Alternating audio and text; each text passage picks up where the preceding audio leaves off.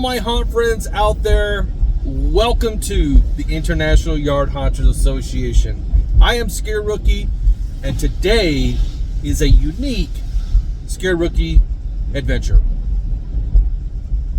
I want to tell you guys how much I have missed doing these videos and how much I've missed talking to all of my haunt friends out there. I hope each and every one of you are doing fantastic.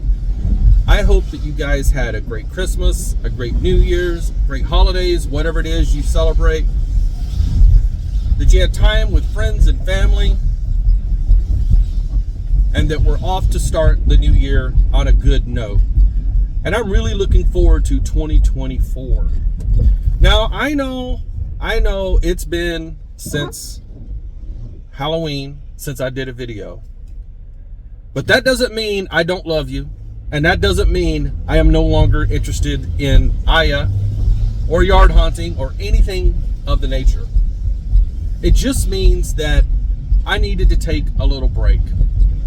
I wanted to spend some time not having to do a lot of research and putting these videos together, because believe it or not, these videos do take quite a bit of time to do. Not so much in the editing. I don't do all the fancy smancy videos that everybody else does. But I do a lot of research. In fact, one thing that ScareRookie does do is I like to dive down that abyss, the rabbit hole, and see where the stories take me. And because of that, I have come across some really fascinating things that I've shared with you guys over the videos. Take, for instance, the Exorcist video. Now, I could have done what a lot of people have done, and that's do a video or documentary on the movie The Exorcist and its impact in Hollywood and the horror genre, and how it was listed as one of the scariest videos of all time. And we did touch on that. I could have done a video on the making of The Exorcist and all of the weird stuff that was happening, the unexplainable accidents, missing equipment, failing equipment that's brand new, and even deaths. And we touched on that. But that's where most people would stop.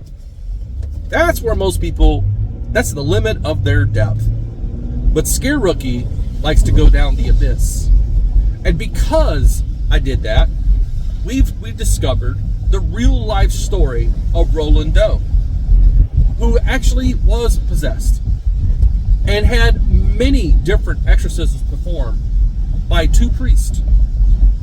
And both of these priests had recorded the experience as they were doing it. And it was their diary and their journals that were used to make the script that created The Exorcist. Now, I could have stopped right there, but no, ScareRookie continued to dive down the abyss. And the more I researched, I then started to research the actual ministers who performed the exorcism. Who were these men? Where did they come from? What's their story? And because I dove down to that deeper layer, what did I find? I found that one of the priests who was involved in the exorcisms of Roland Doe, whose his diary, there was a diary and a journal. His diary was used as part of the material, along with the journal, to create the script for the exorcism. And did I stop there? No, I continued down the abyss, and what did I find? I found that one of those ministers was actually buried in Calvary Cemetery right here in Milwaukee. And I took you to the cemetery, I found his grave, and I showed you his resting place.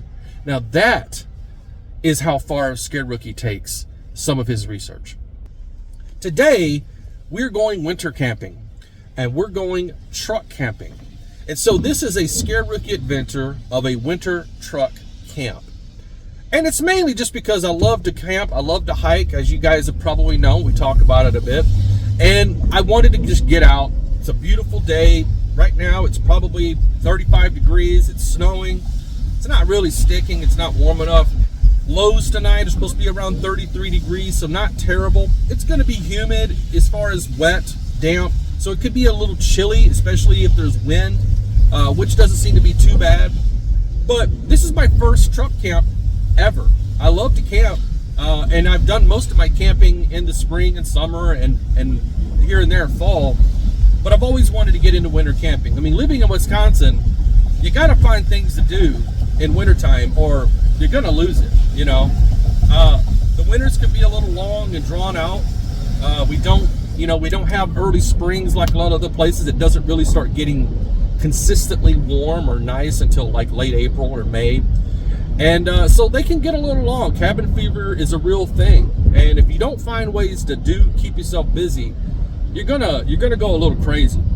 And honestly, I hate winter. I absolutely hate winter. I hate the snow. I hate the slop. I hate the mess. I'm a summer guy. I love summer, and I absolutely love fall. Fall in Wisconsin is probably one of my most favorite times of year. But I just figured, you know what? I've got to do something. So last year, I started doing a lot of hiking, a lot of day camping in the wintertime, you know, kind of going out, taking a hike, finding a place, setting up a tarp, setting up my chair, table, bring out my pack stove, cook, make some coffee, cook a nice little breakfast, just enjoy the day, pack up and walk out in the same day. But today, I'm going to do my first truck camp.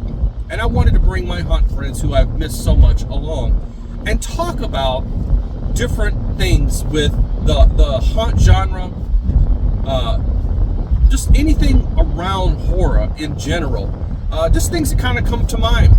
And I'm really kind of curious to hear from you guys in response to the video how your Halloween went and any kind of stories you'd like to share about things that are going on around your community, weird things. There's a lot of UFO or UAPs or whatever the hell they call them now out there. There's tons and tons of claims of those things being seen all of a sudden. I don't know what that means. I don't know if it's a distraction. I don't know really what it means at all.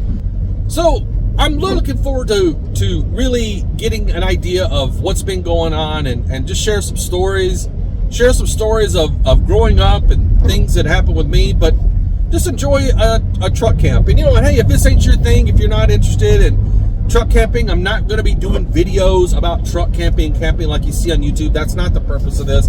The purpose of this, I just needed to get out and just get some fresh air and clear my mind and have some fun and do my first winter truck camping and see how it goes. If it's an epic failure or if it's a gleefully success, who knows? But I thought we could use this time to kind of catch up, share some stories, and enjoy this ScareRookie Adventure. And just try to get things kicked off again for 2024. I'm raring to go. I've got some great ideas, some things I'm planning, things I'm working on, and I can't wait to start making some videos again. So that being said, guys, let's just sit back. I got a little ride ahead of me. I'm about an hour drive or so ahead of me here. The weather's a little crappy. It's rainy and mixed and snow, and the roads are wet and kind of slick. So I need to pay attention to the road. But with that, please join me today, ScareRookie Adventure, number 1 of 2024, a truck camp adventure sharing Halloween horror stories, Halloween stories, and just anything around the horror genre at all. And hopefully I don't scare myself too poorly being out in the middle of the woods by myself. So let's see what happens.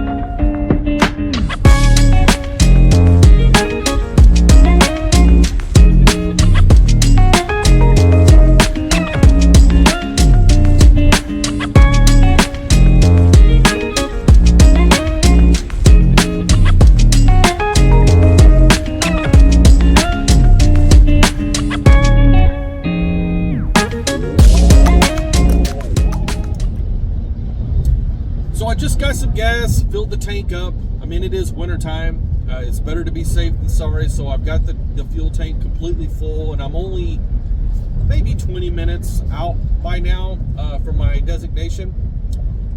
Where we're headed is we're heading down 45 north. We started out in Milwaukee, and then we got onto 41 north. That splits off and into 45 or 41. We're heading 45 north, which is taking us towards West Bend, Wisconsin. And where we're going to be camping at is a campsite it's on Long Lake, which is in the Kettle Moraine State Forest System, and it's called the Northern Unit.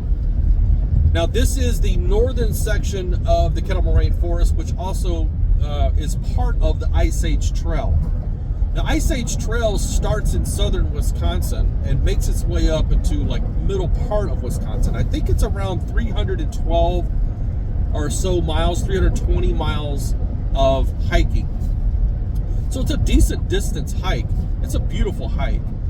And they call it the Ice Age Trail because it takes you along the area where there was big glaciers. And so there's prairie parts of the southern unit of the trail where it's more like prairie, relatively flat, around in the Milwaukee area. And then as you get farther north, you get into where the glaciers were, you start to see these giant areas, these little valleys that are cut out from these giant glaciers. And so it's a really awesome hike. And we're camping in the northern unit, which is where the Ice Age Trail is. That's a lot more where the more challenging portions of the hike are. You're going up some really steep hills and climbs. It's very rocky. It's very kind of, cliffy. There's lots of little cliffs and overhangs and things like that of rock formations and stuff. It's absolutely beautiful, but it is more of a challenging hiking area. But where we're headed is a state forest. And it's absolutely beautiful. Wisconsin has some fantastic parks, or state forest and trails, just oodles and oodles of trails, and they're absolutely beautiful. And they do a great job with keeping their parks and stuff up, very nice and very clean and everything. So I'm looking forward to it. We're, I don't know, maybe 15 minutes away or whatever. It's still snowing. And right now it's showing 33 degrees, so it doesn't look like it's going to change much from what it is right now. It's not too bad. And I'm looking forward to getting the camp set up. So I'll bring you back once we get there, and we'll capture some of this beautiful scenery along the way.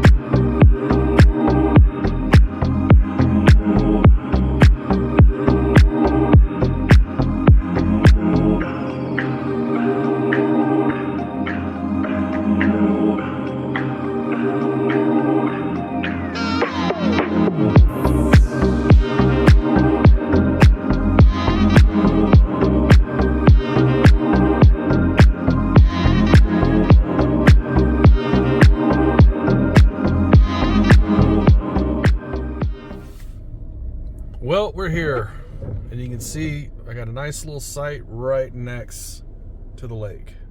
Pretty nice. There's quite a few people out here, actually, considering the weather conditions and stuff. I thought it'd be less crowded. I mean, it's not overly crowded, but there's a few people that are some sites that are pretty close to me. So let's get out of here. Let's start getting things unloaded, and let's see what happens.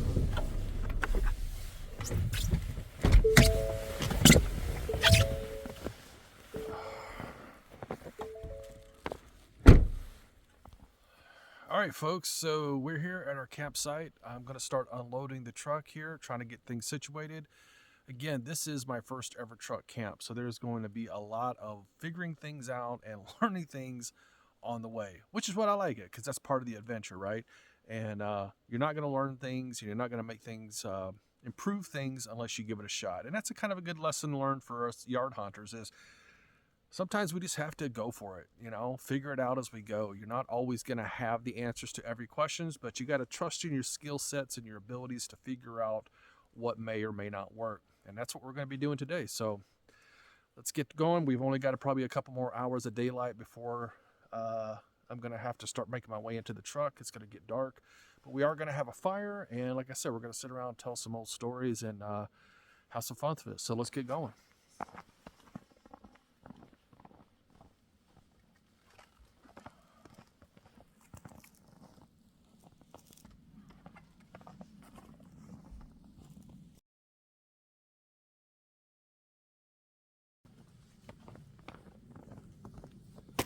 What we're going to do is I've got a 10 by 10 tarp. This is what they call a free soldier's tarp. I actually like it. It's really good quality. I've not had any problems with it. It does not leak. And I like that it's a 10 by 10 because it gives you all different types of ways to set this tarp up for different protection needs, depending on what's going on. The plan is, I don't know how it's going to work, but the plan is we're going to lay it across the top of the tailgate, partially back, extend it out this way to create sort of a canopy. So I have sheltered area that I could set up my chair, my table, and kind of sit out in the outside for a while and have shelter while I'm doing it. It is snowing and it's a wet snow, so the most important thing for me is to keep dry. So let's go ahead and try to get this set up. First time ever doing it with the Ford Explorer here and with this tarp. So may have to kind of figure things out, but let's give it a shot.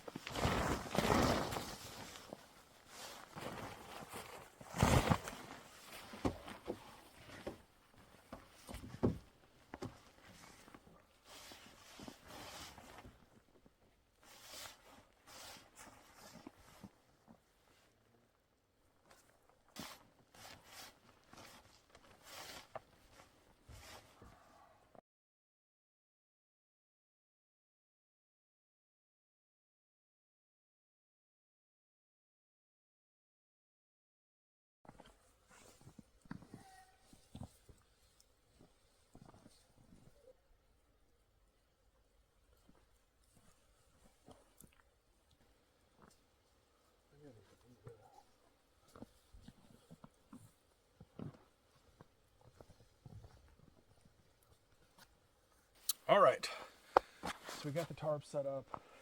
It's not perfect, but it'll do. I just need it to provide some shelter from the snow, a little area so I can set up my table, my little chair, and start thinking about some dinner. And get this fire going here in a little bit. So let's get that going, all right?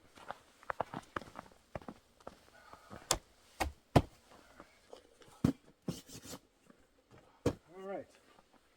So we got our table and our chair, and our tarp and everything set up. So I think it's about time for some coffee. And give me a minute, kind of sit down and think about the setup of the truck because I've never done it before. So let's get that going.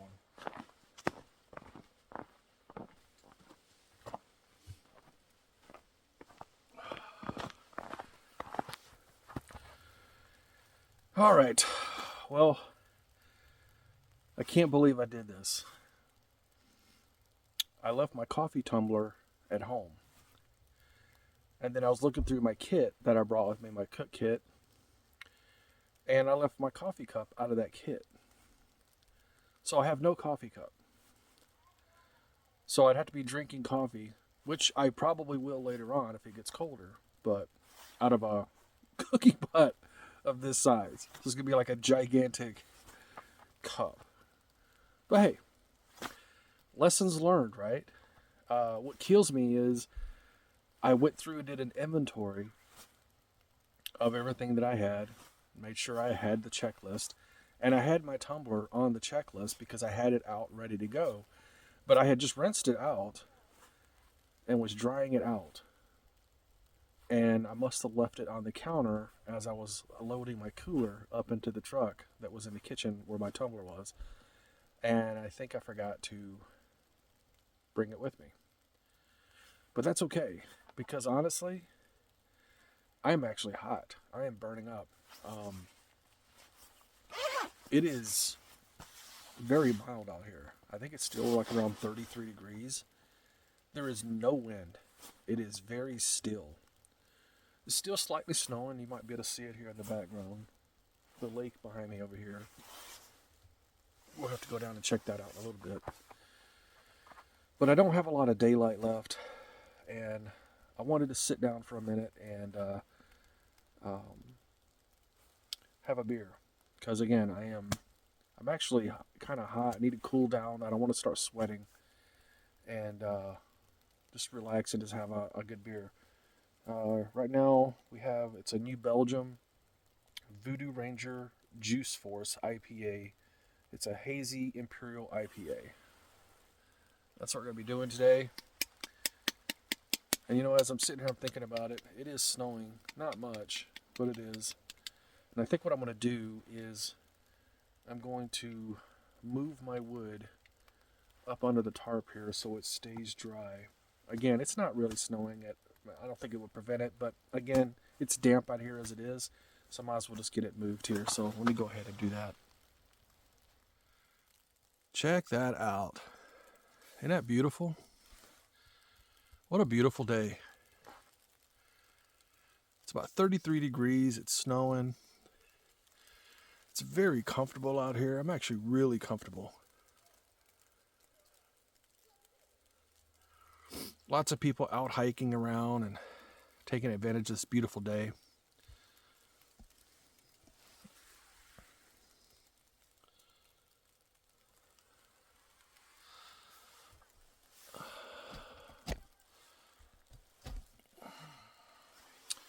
All right.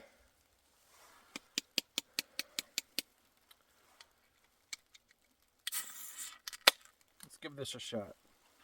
I don't drink a lot, guys. I'm not a big drinker.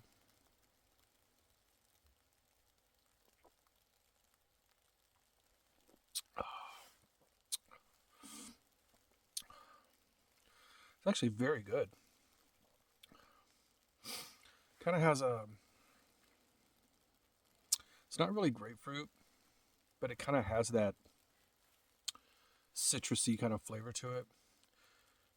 This thing's 9.5% alcohol and a tall boy.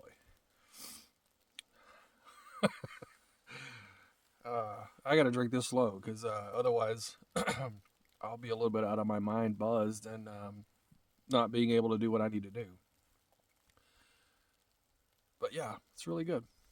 It's the first one I've had in, I don't know, maybe since before Christmas.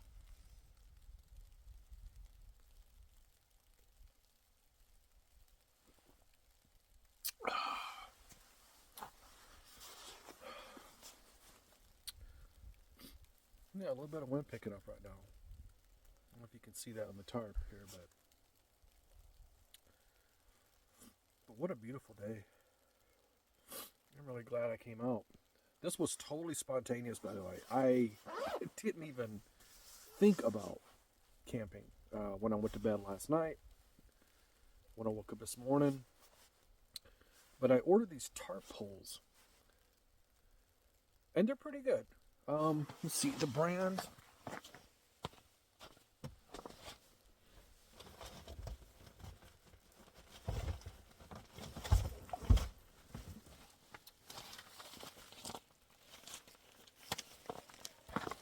They're called Wild Road. Now, how well they work remains to be seen, but so far, they have all the features I'm looking for. They are adjustable up to 8.5 feet, which is nice. They do have the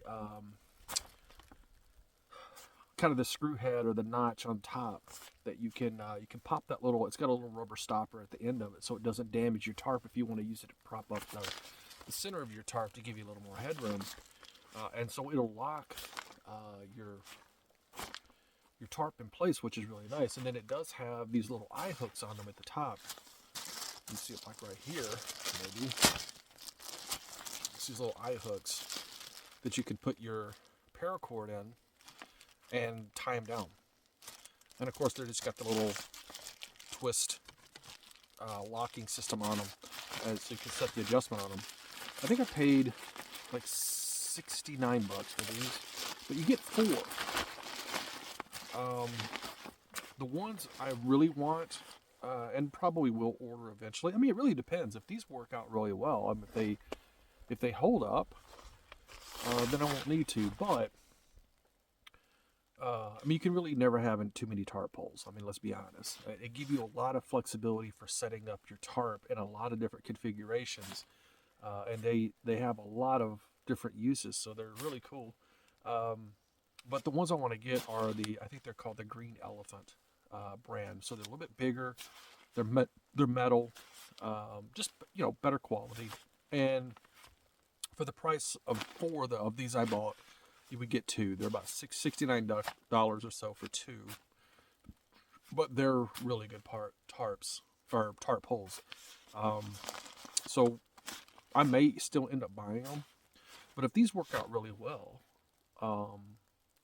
and they have some durability, then I may just order another set of these. I mean, if you get 4 for $69 and they work really well. I mean, these are metal poles. The little locking mechanisms are plastic, but I'm sure they are on Green Elephant as well. But yeah, we'll see. We'll see how they go. But so far, so good. They're relatively easy to use and set up, and yeah, I like them so far.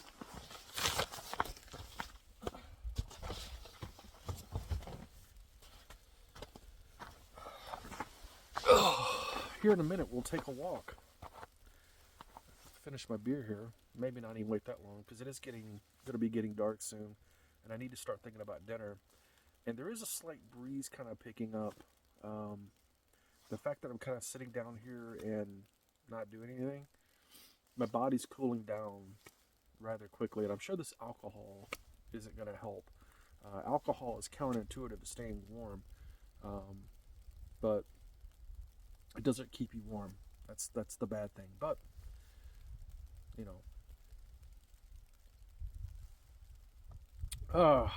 that's good though.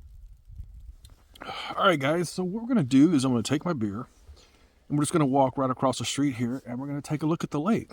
So let's go see what this is all about. Now, this is the first time I've ever been to this lake.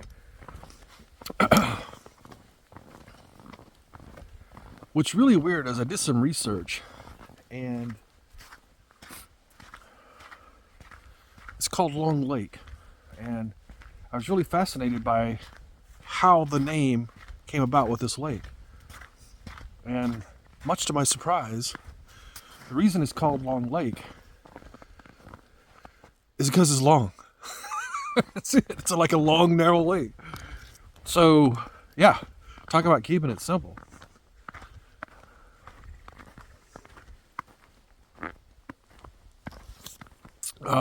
But it is absolutely beautiful here, guys. Let me spin the camera around here so you can kind of see what's going on.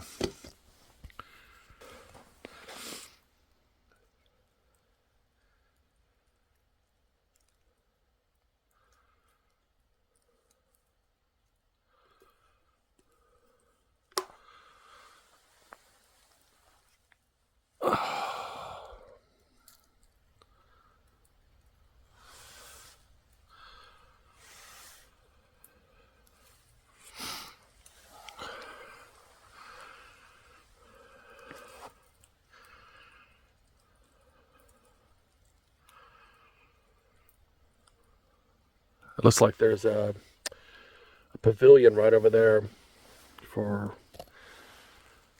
Actually, that might have been the registration building where you come in. No, I think it's a pavilion from here. The registration building was the other way I came in. But look how absolutely gorgeous this is.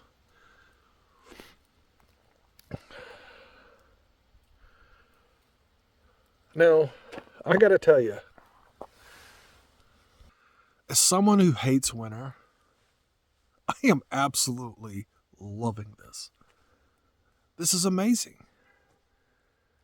I really think it's important that people get out and do hiking and camping and things like that. Some type of outdoor activity. Because the first thing it does is it's very easy in our world, especially in social media, as I'm sitting here talking to you through social media. It's kind of hypocritical, but the point I'm trying to make is it's very easy in life for us to become very self-centered, right? I-ism. I want the world to evolve around me. I want everybody to bend their knee to me, okay? To how I feel, to what I think, to what I believe. And don't offend me. And I'm not getting political here.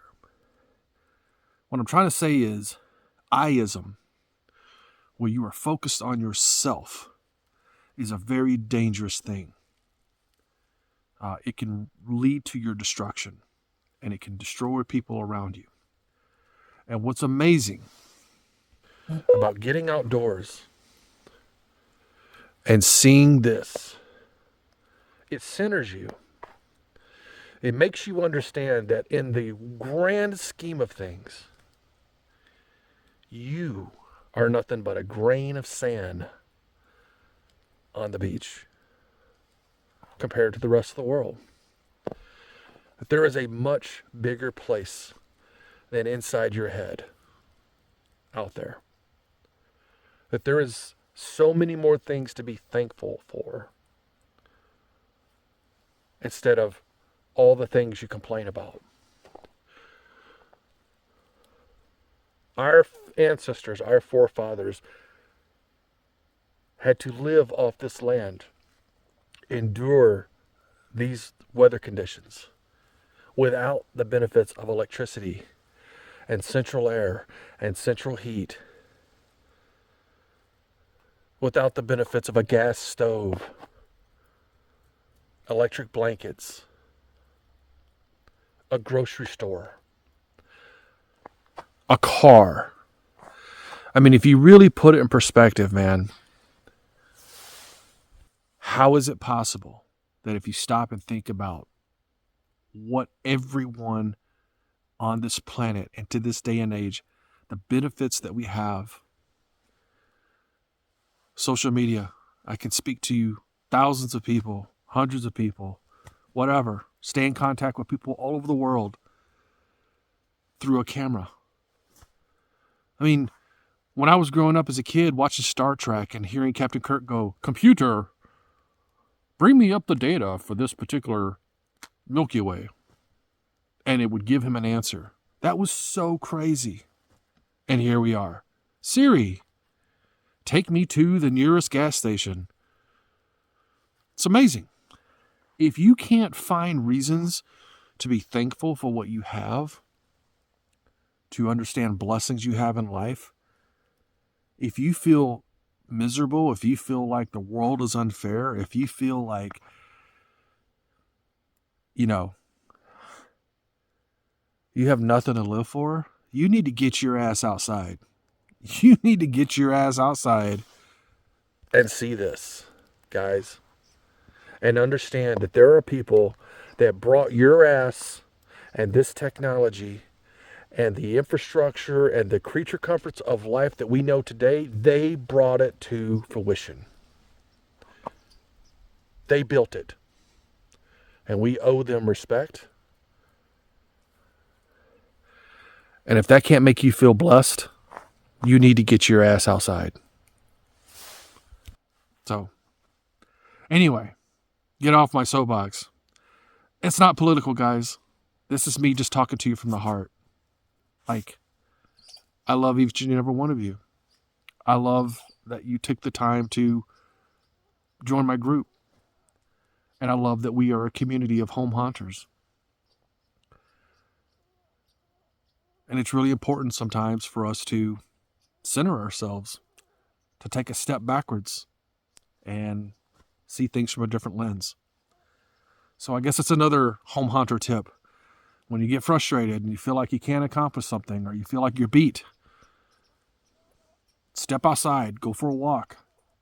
Give yourself some time to think about it. I don't know what is going on, but I hear a little creature behind me whining.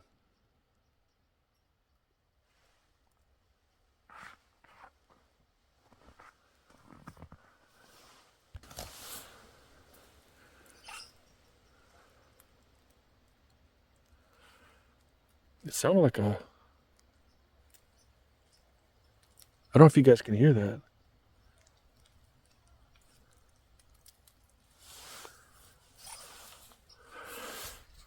Anyway. That's Scare Rookie's sermon for the day. But I'm just telling you guys, like, honestly, I hate winter. But I can tell you right now, I am having a great time. And this is awesome. And I'm so glad I came out. Now, I may think differently tonight if I'm freezing my butt off. But I think we'll be all right. Because you know why? Worst case scenario, I can start my vehicle and drive the hell out of here and go home. So it's like, I ain't in the middle of nowhere. All right.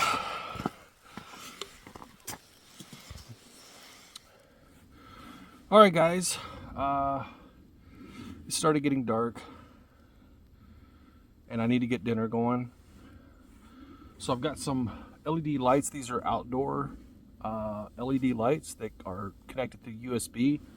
And I've got them connected to my power station right now. But so I've got a cast iron skillet here. This is my grandmother's skillet that was given to me. And I just wanted to keep it simple for tonight because I knew it was going to take me longer to get things set up and organized because this is my first truck camp. First truck camp in this truck. So did not know how things are going to lay out. So let me just show you what I've got going on here real quick.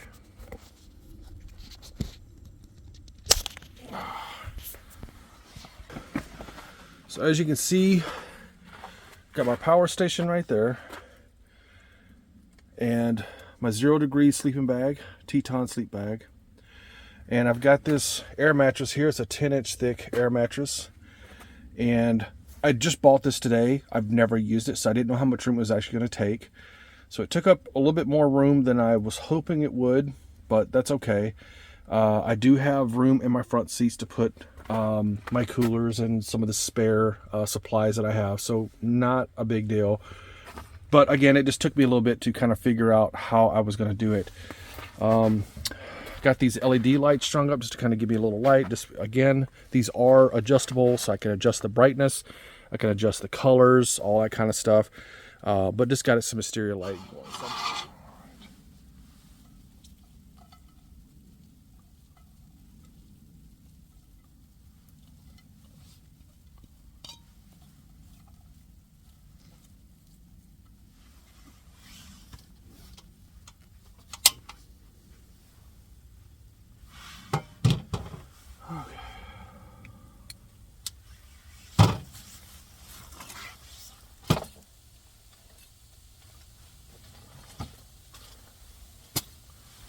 Alright, so we got these onions going here. They should just take a few minutes while that's cooking. So you're going to enjoy my beer. It's still snowing. So, it wasn't supposed to. It was supposed to end around noon or so, but I am a little farther up north from Milwaukee, so forecast could have been slightly different. But, again, it doesn't feel any colder than it was earlier.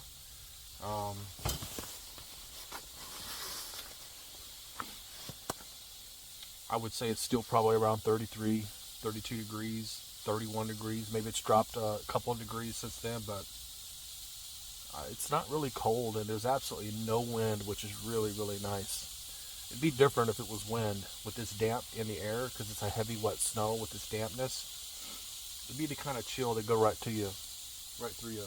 But so far, it's not bad. So we're going to go ahead and get these onions cooked, and then we'll get the burgers going with the cheese and that kind of stuff, and I'll bring you back in here in a few minutes.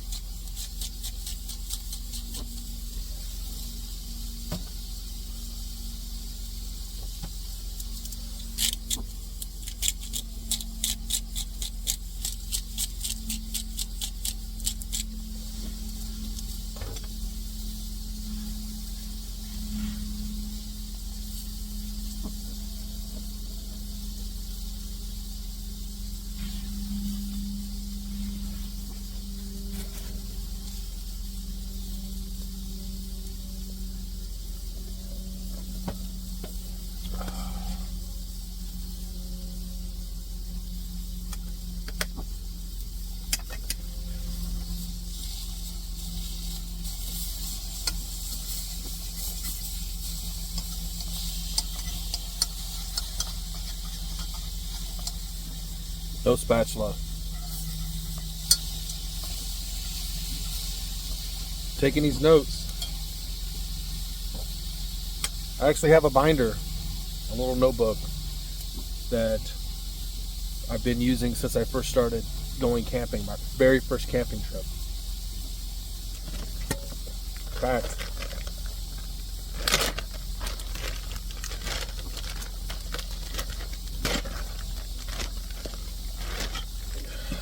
it's right here. And so, all of my notes from my very first camping trip, reminders, important survival tips, things to remember, descriptions of the campgrounds I was at, lessons learned, things to remember, all right here. And so I'm taking mental notes of everything that no coffee cup, no spatula. Yeah, I mean, so far though, it's not like I've been caught like completely out of surprise. The other thing is replace my stakes, the tent stakes. Those are pieces of shit. So got my mental notes, gonna put them down in here tonight, probably before I go to bed so I don't forget. But that's important, you know. That's how you learn, is learn from your mistakes, write them down, and then take actions to make it right. At least that's what I think. I mean, take that for what it's worth. But it's no different than yard hunting, guys. I talk about it all the time. You know, keeping a journal before your yard hunt. In other words, like as you're coming up to your yard hunt, what are some of the struggles you've run into? Like, did you clean up your work area? Did you position your work area for build? Did you take inventory of everything that you have so you know what you need to buy to save money so you're not double buying things? And granted, yeah, some of that stuff you could double buy and you could always use it. But keeping a journal, you know, how difficult was it to get your stuff out of storage and set up? How long did it take you to set up? What were some things you would do differently if you had to do it all over again, which you would, right, the following year? But then tear down. The other thing is how well did it perform? You know, did you have things not work? A lot of things that failed. Did you not have enough power? Did some of your things not work? Was your lighting insufficient or was it good? What were the crowds? What were the crowds' reaction? Did they like it? Were there certain things that they liked? Did they point them out? You know, journaling all of those things from the beginning to the end to the point where you tear down and put things back in storage for the next year, you can learn a lot from them. And so, you know, taking notes and journaling, it has its place, and it does work as long as you put together action plans around it and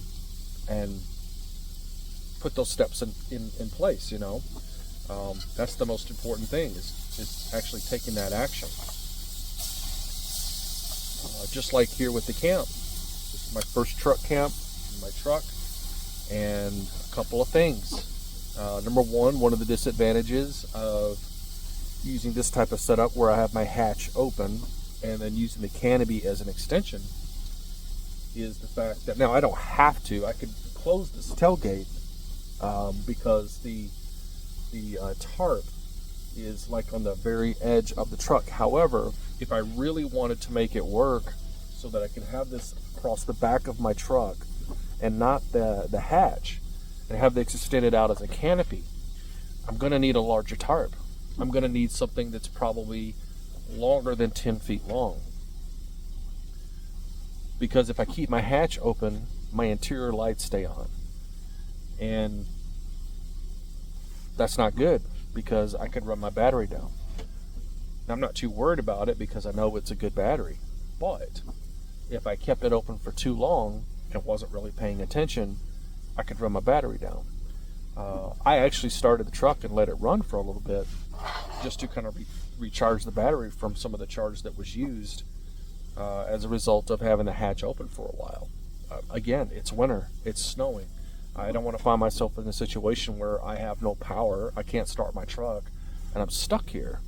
I'm in the middle of really nowhere, and I would have to hope that somebody would drive by. I do have jumper cables with me, but I would have to hope that somebody drives by that would be nice enough to give me a jump.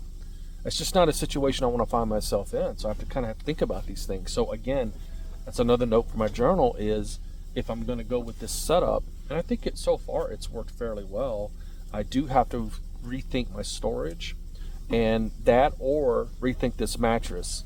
I'd like to find, I'm probably going to end up going with a larger or a more thicker hiking air pad or air mattress. They do have some that are a lot thicker. They're going to be a little heavier, but I'm not hiking. So I'm probably going to go that route where I'm going to get a much thicker, much bigger, but they're only, they're only so wide because they're meant for tents. That would give me a lot more room in the back of this truck. The other thing that I'm going to do is I am going to get myself a roof basket so that I can put things in crates like this, and I can just load them into the roof basket, and I don't have to worry about storage constraints on the inside. Things would be different. This would be totally different if I had a truck. If I was truck camping, where I was in the back of the bed of a truck, there would be a lot more room. But that's not the case here. So if I'm going to do truck camping using a Ford Explorer, which is so far it's been doable, I've got to just rethink how I do things. So this was a great experiment, and should I have done this in the cold and the snow? It's probably not the smartest idea, but again, it's not like it's 20 degrees outside or colder. We're not dealing with wind chills in the teens and high winds. So this isn't terrible. And again, if it gets too bad, if I get too cold, I can just get up and roll out of here. You know what I mean? So burgers are almost getting ready here. I'm going to start putting the cheese and stuff on them and get that melted. And then after that, after dinner, we're going to have ourselves a fire, have another beer, and we're going to share some stories about anything related to the horror genre. I'm going to tell some stories that I heard when I was a kid and things that happened in the in the area I live in, which is in Fayetteville, Tennessee, and have a little fun with it. So I'm going to go ahead and get these burgers done, guys. Get them ready. We're going to have dinner. I'm not going to have you, torture you by sitting here and watch me eat my burgers. But after that, then we're going to get the fire going, and get some good stories going. So I'll see you guys back here in a little bit.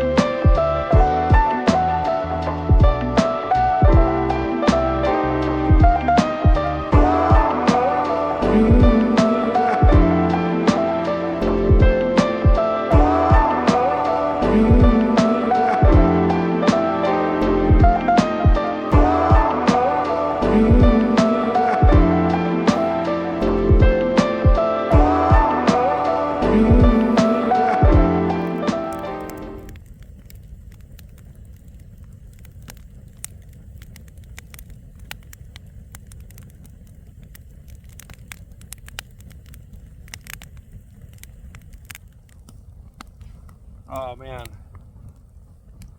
as you can see, we've got the fire going. I took some time, I took down the tarp, basically broke down camp, got everything situated in the truck, and so now just get to sit back and relax and chill next to this fire, and it feels amazing.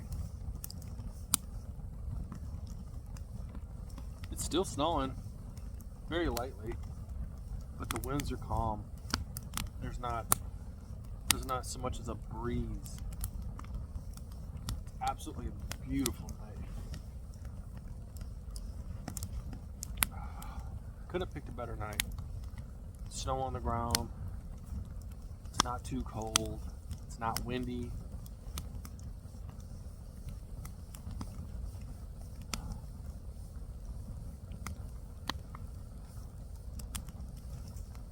So how was your haunt this year? Mine was good. Like I said, this year it was pretty busy. I don't think it was as busy as it was last year. Last year I went through about 3.5 bags, I think it was, of those big, giant bags of candy. And this year, I think we went 2.5 bags. So still busy. It wasn't cold or anything. It was actually a really beautiful night. But it comes like that from season to season, years to years. And one thing that I love most about yard haunting is the number of people that come back to your house, your haunt, every year, specifically for your haunt. I have people that come through the neighborhood and they'll go through different areas of the neighborhood to go trick-or-treating. But they'll make a special trip to my house. That's a great feeling. And the other thing that I love about my haunt is I see a lot of the same families every year, and it's always great to see when you have little ones come up to you. Not, I would say little ones, they're 8, 9, 10 years old, and they tell you how much they always love coming to your house, and knowing that those same kids have been coming to your house when they were, 3 years old and they could barely make it up the stairs, And here they are, 7, 8 years old, 9 years old, and they love coming to your house, and they remember coming to your house. Guys, that's the memories that people carry with them for the rest of their life. That's why I love doing it. So how was your haunt? Was it good? Did you have as many people as you normally did? Did you have more? Did you have less? Comment below. Let me know how your haunt went. I still have tons of videos and pictures to go through on the site. Like I said, I just took some time off. I didn't really go on the site that much, and didn't really do a whole lot of anything online or social media or anything like that. But it's 2024, and we're getting back in the groove of things, kind of awakening from that winter holiday slumber, and it's time to get geared up, and I'm really looking forward to it.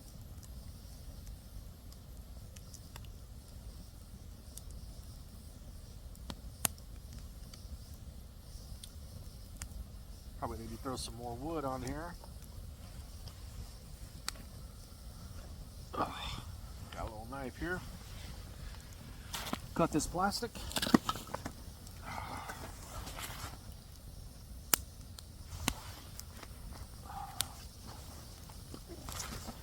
But yeah, this fire feels fantastic.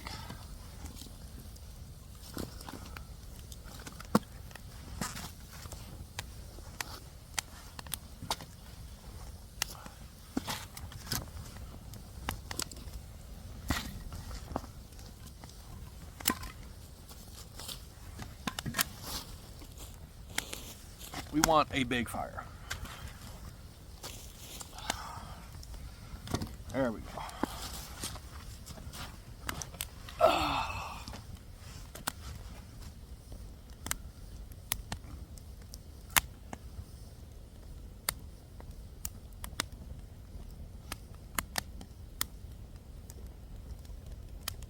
I was telling you earlier I wanted to kind of share some stories.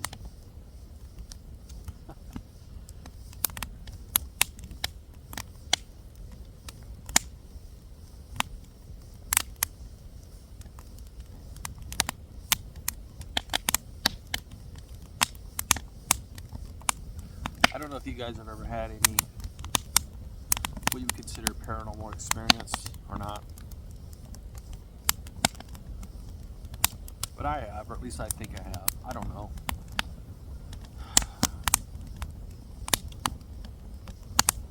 If they weren't paranormal experiences, or they were definitely unusual, at the very least they would creep me.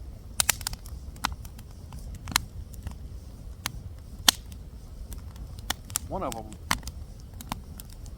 when I first moved to Milwaukee, I ended up befriending a gentleman by the name of Joe Davis. My kids, I think Graham was around 3 years old, Joshua was about 2, one, around that area. Joe and I became very close friends. We were like brothers. We worked together. We hung out together. We played ball games. We did things together all the time. He was very close with my family, very close with my kids.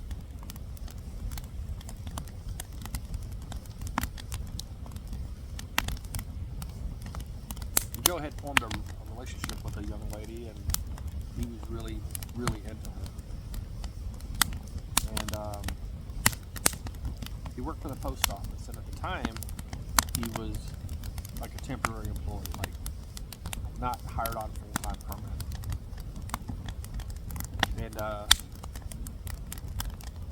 he finally got hired on permanent, so it was around the same time as his birthday, ironically, and he decided to throw a big party to celebrate his birthday and to celebrate his hiring of being permanent. And I went to the party with him. We had a great time and everything.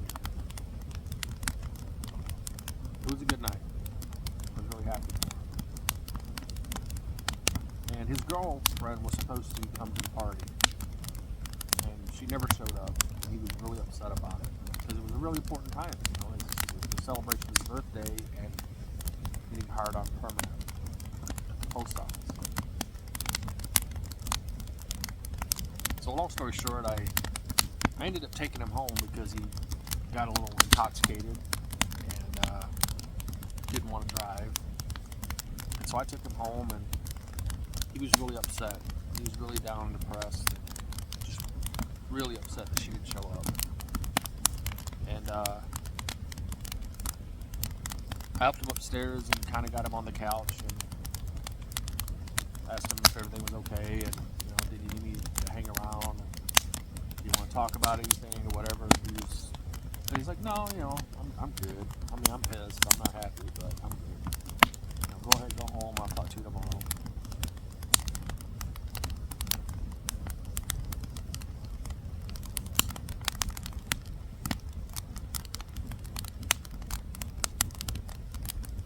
The next morning, I got a phone call from another coworker. His name was Bill. And asked me if I had talked to Joe lately. I told him, I said, well, yeah, I saw him last night. Why? It's like, well, because I heard he got shot. It's like, shot? What do you mean? He was a shot. I took him home. I walked him upstairs and put him on his couch. Like, he didn't get shot. I'm like, where the hell did you hear that? He's like, oh. He goes, I don't know. He goes, I heard that he got shot, and he goes, I just want to know if you knew anything about it. I'm like, no, whatever. I'm like, I don't know where you heard that from, but I took him home, so I know he's fine. So I don't know, about an hour or so went by, and I finally gave him calls around 10 o'clock and wanted to see how he was, if he's doing all right. And his brother Matt answered. They were roommates. And I said, hey Matt, I said, is Joe around? Or I called actually, and then got the voicemail actually. And so I left a message to Joe, and I said, hey dude, how you doing? I just want to check in on you, see how things are going. And I'm like, I got this crazy rumor I got to tell you. I got a call from Bill, says you got shot, kind of joking around about it. I said, so give me a call, when you get up, and let me know, just let me know you're all right or whatever. But a half hour later, my phone rings, I pick up the phone, and it's Matt, his brother. And Matt and I were good friends, but we didn't hang out. He didn't hang out with Joe and I, whole different, circle of friends. And he's like, hey, Brian, he's like, I just wanted to call you because I heard your voicemail message. And I was like, yeah. I'm like, is Joe okay, dude? What's going on?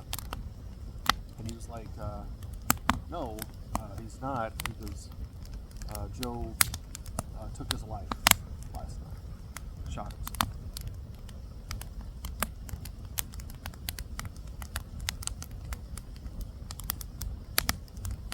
Hard to believe, I just saw him that night.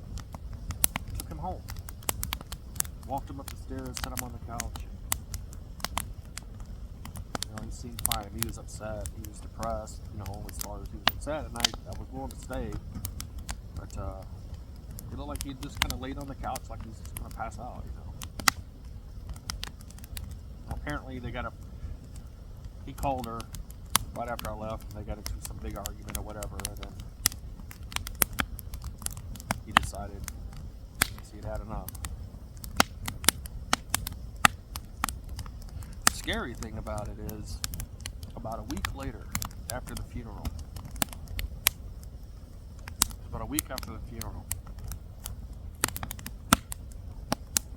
I went to bed, and it seems as real as if I'm sitting here right now.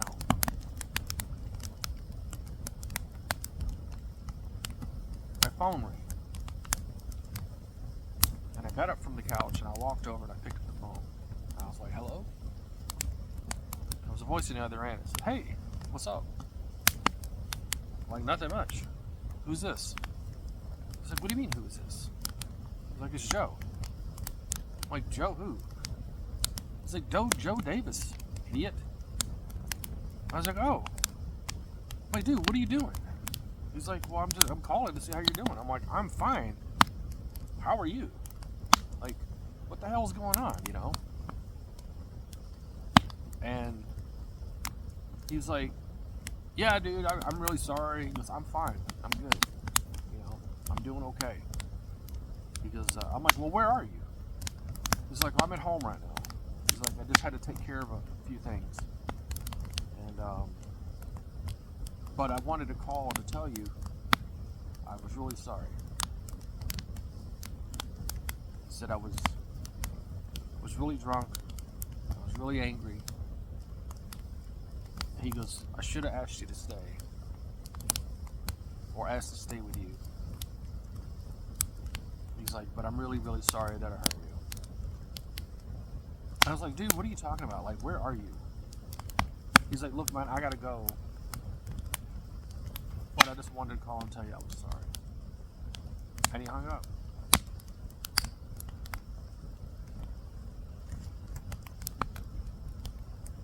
I don't know if that was a dream. Maybe it was. But that phone call was as real, literally, as I'm sitting here right now. That conversation was as real as this fire right here in front of me. I don't know. Was it Joe?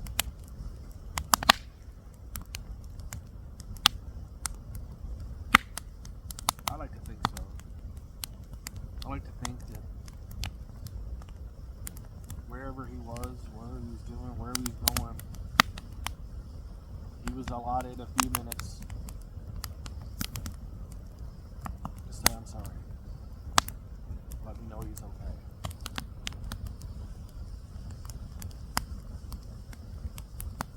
That was creepy. I'll never forget that. It was very creepy. How about you guys? Do you guys have a story like that? Do you have a situation where you thought maybe you had a paranormal experience? Something from the other side reach out to you? anything like that, I'd love to hear about it.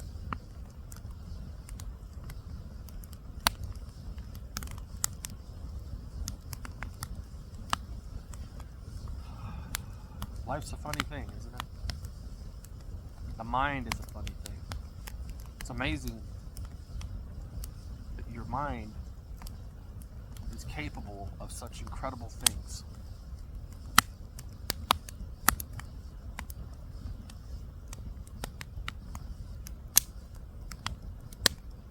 And yet there's so much about life that we don't even know, we don't understand. It's the oldest question in the world, you know. Is there life after this?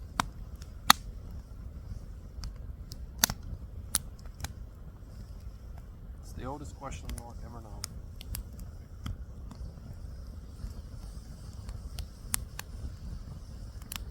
Well, there is one thing for certain. One thing that we can all guarantee is one day, and I hope for all of us, it's not for a very, very, very, very, very, very long time, but at some point, each and every one of us are going to know the answer to that question.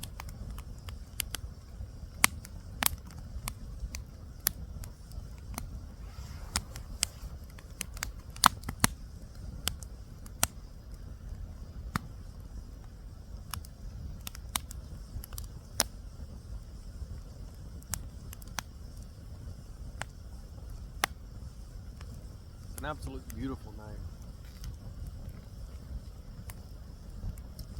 It's still snowing, but it's very, very light. Had to go put my shell jacket on just because earlier you saw earlier it was really coming down there for a minute. You don't want to get wet when it's cold.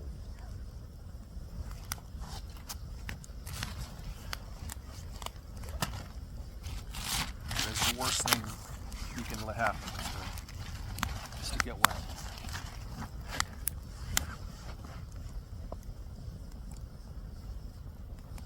Hyperthermia is a real thing. What most people don't realize is they think that hyperthermia is something that happens when you are exposed to extreme cold. It's not true. You can get hyperthermia on a 55-degree day. But if it's damp enough, or if you get wet, and you're caught outside with, light clothing, and you get wet, and a good wind kicks up, steady breeze, you can easily get hypothermia. It can cost you your life. Staying dry is absolutely one of the most important things you can do. Because if you get wet, even if the temperatures are mild, wind can kill you.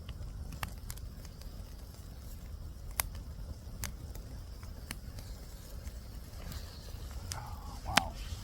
Fire is really roaring now.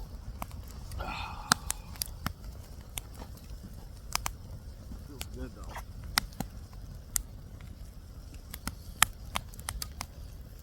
Cheers, everyone. Yes, I'm drinking the same beer. It's a tall boy. There's a lot in here. It's almost done.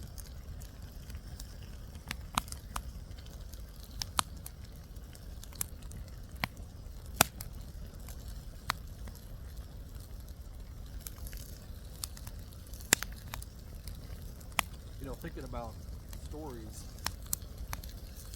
back home in my hometown in Fayetteville, Tennessee. My mom and dad. That town is riddled with old ghost stories. Fayetteville is south central Tennessee. It's just right before the Alabama-Tennessee border. just north of Huntsville, Alabama. Actually graduated high school in Huntsville, Alabama.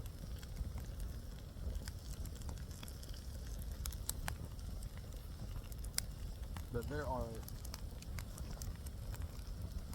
tons of old ghost stories.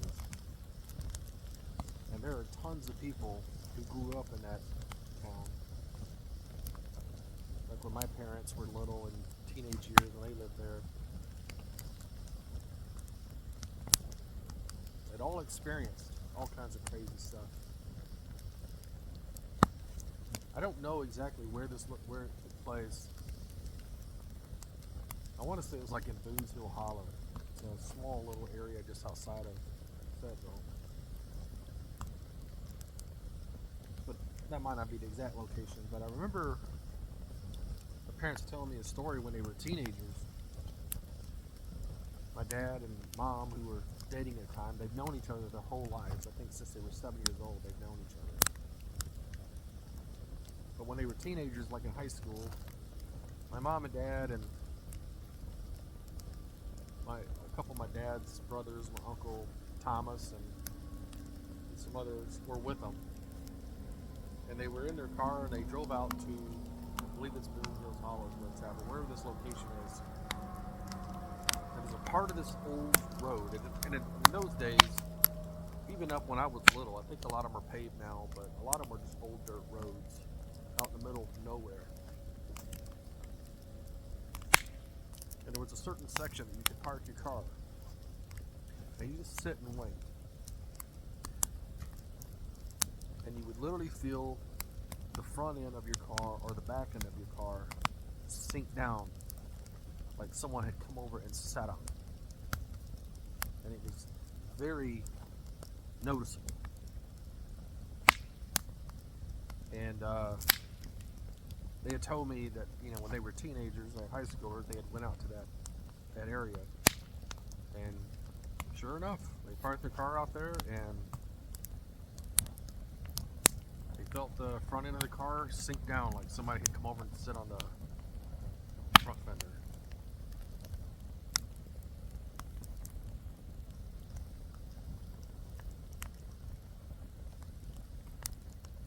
It's fascinating though. From all over the world, in every culture, going all the way back to ancient times, there's always been ghost stories, urban legends. It's amazing though, like I said, when I do my deep dive, how so many of those legends, or even some of those ghost stories, even ancient ones, if you go back and you look, you dig, how many of them are based off some type of actual historical event, or an actual person, or something that happened.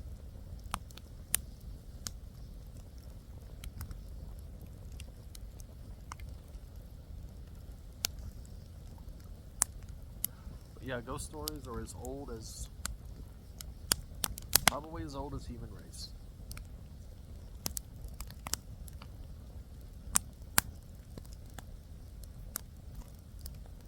What's interesting though is I don't watch a lot of ghost shows. I used to years ago when they first started becoming prominent.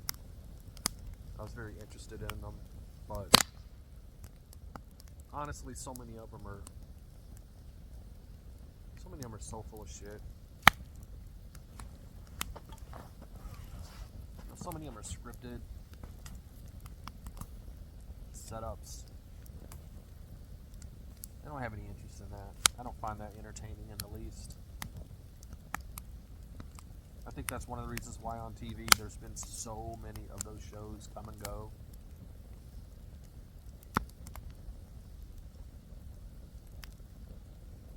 I mean, there have been at least some findings. And I think most of them haven't even been necessarily on ghost hunter shows or paranormal investigation shows, but just videos in general that people have captured that are pretty amazing.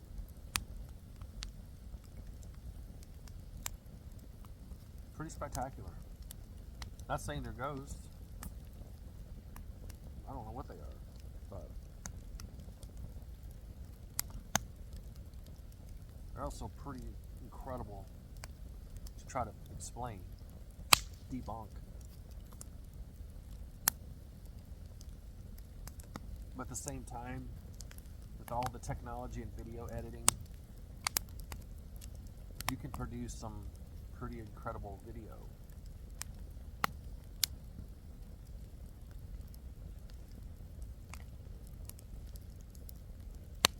I think that's why on International Yard Hunters Association, it's one of the reasons why I really like to focus on movies, on the making of the movies, the special effects, on the stories,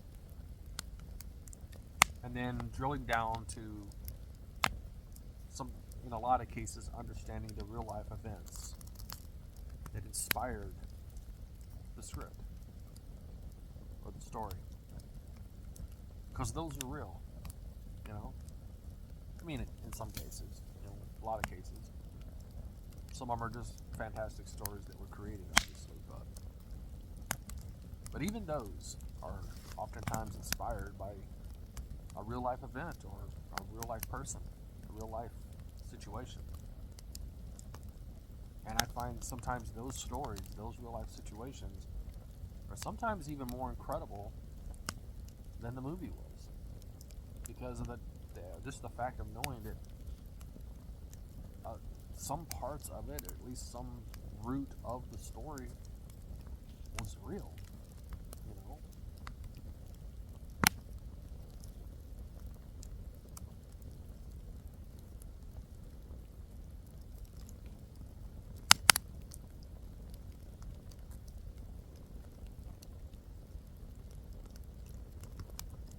Well,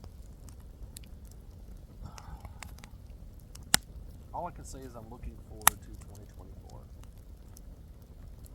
and what we could discover together, and more importantly, what we can learn from it as home hunters, how we can spark our imagination, incentivize spontaneity and creativity, inspiration. That's why I do it.